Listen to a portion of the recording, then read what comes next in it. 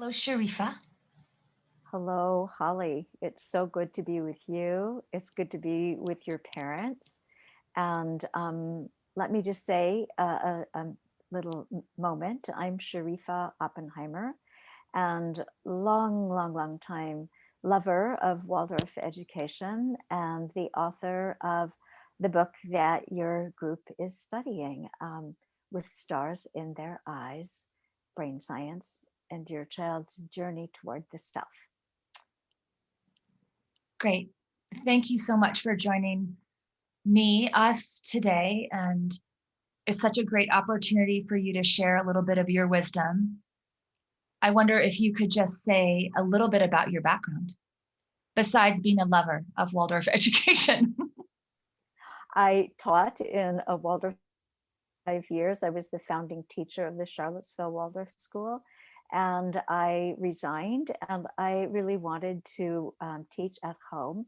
And so I was the founder and the director of the Rose Garden, which is a home program, and I passed it on to my colleague 4 years ago, and it's thriving and doing well. And I'm the mother of three grown sons, two of them with families, and a grandmother of four grandchildren that live locally. So I get to have lots of hands-on experience with little children. Wonderful. They're so lucky to have you. I'm so lucky to have them. So I invited you into this space that we're creating virtually so that parents of young children could have what I consider to be some really important information about the brain and the senses, child development, and what we with our children can do, what choices we can make to support their development on the deepest level. So let's start by I would invite you to begin us on this short journey where I would love it if you could give us an overview of Rudolf Steiner's picture of the senses, primarily the four lower senses. Great, great. So what we can do is let's start a little bit with the brain science. Rudolf Steiner didn't have the advantage of the tools that we have to be able to really see the brain, but he had deep intuition. And so it's so exciting to me to see that 100 years after he gave us these insights into the brain, science agrees with him. Science is catching up. Not too late, right in time. So what we'll do is we'll just take a little tour of the brain, and I'm going to show you a way to remember it. And it's right here. It's our fist. So the whole fist is our brain. This part is the brain stem. Yeah, thumb inside. This part is the brain stem. And this controls all of the autonomic functionings. It's the salt levels, the movement of the blood, the movement of all the systems. So this is the brain stem, and that's in the back of the neck. This part is the sensory motor part, and the sensory motor part is really, we inherited this from our ancient ancestors.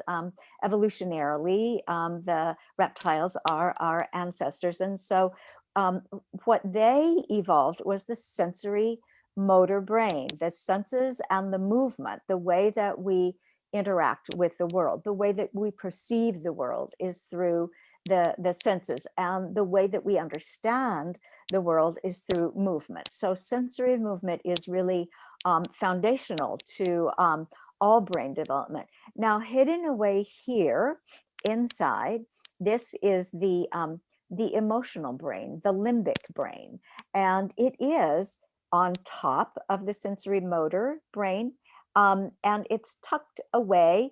I think that I can't go into it in depth, but the emotional brain, the relational brain, this is where this is the foundation of all brain development. is in, it's not just what we do with our children, it's the love that we imbue. It's the way we give ourselves to our children. So this is tucked away. This is the secret. The secret is we are the secret. And so the emotional brain is tucked inside of now the thinking brain. The thinking brain are these frontal lobes. And here is this magic, wonderful part of the brain that we humans have developed more fully developed than other mammals. And this is the prefrontal cortex. The prefrontal cortex, when it was first discovered by Paul MacLean, he called it the angel lobes.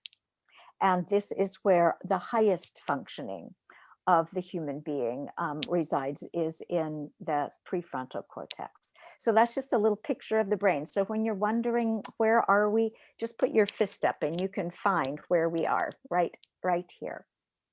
Thank you for that overview. That's Yeah. fascinating, and I think it's an important piece to help us understand Yeah. what we're about to get into. Yeah, so what we're going to really look at is these foundational senses, the 4 foundational senses. And I want to talk with you about 3 essential pieces. Each of these pieces is essential. We'll go in other sections together. We'll go into each one of the senses, but these 3 essential ideas pertain to all of the senses.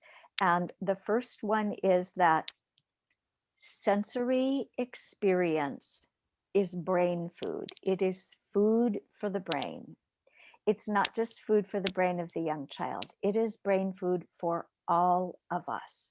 Sensory deprivation deprives the brain of nourishment. And so when we think about supporting the senses in our young child, what we want to do is know that the senses are nutritional. The sensory experience that the child has feeds the brain. Another piece that we want to know is that the senses are the foundation, and we did inherit these from our very ancient ancestors. And yet we have this prefrontal cortex, and the prefrontal cortex is the human part, and this is the part that goes to these ancient sources, the senses, the foundational senses, and really gathers them up and uses the very same similar equipment in the brain, but uses it for human purposes. The reptiles had very different purposes for the senses than we have. And so what we call this is the transformation of the senses, that always the prefrontal cortex goes into these ancient parts of the brain, and then could we say lifts these ancient parts into the current part, the human part of the brain. So we want to know that each of these senses transforms. And the last sort of essential for each of these senses is, so we ask ourselves, yes, I want to support my child's brain development. How do I do that? Well, our senses evolved in absolutely in direct relationship with the sensory world outside. I'm looking outside my windows. I'm lucky to live in the woods. And so our senses evolved as a response to the sensory world that we see outside. And so the way that we support our senses, anytime we have a question, how can I support this sense? The answer is nature is our guide. Just look to nature. Just look into the natural world. And there is the answer. And so those are the 3 kind of essentials, and they pertain to the 4 senses that we'll talk about. And the first sense that we'll talk about is the sense of touch, which in current language we call the tactile sense. we'll talk about the sense of life, which is a very mysterious sense. Um, it's hard to put our finger on, you know, it's like saying, what is love? That's one of those big questions. What is life? That's another one of those questions, but we'll talk about the sense of life. We'll talk about the sense of self-movement, which is also called proprioception, and how it is that we, the child, navigates their body. How does this body navigate through the bodiedness of the world? How do we navigate through space? This body in relationship to the bodies in the world. And then the last sense that we'll talk about is the sense of balance. And the sense of balance, we think of it in terms of movement, of course, but the sense of balance, really to have a very steady sense of physical balance, lays the foundation for a sense of emotional balance, a balanced kind of thinking. Again, this is this way that these senses come to, well, we can call them higher properties.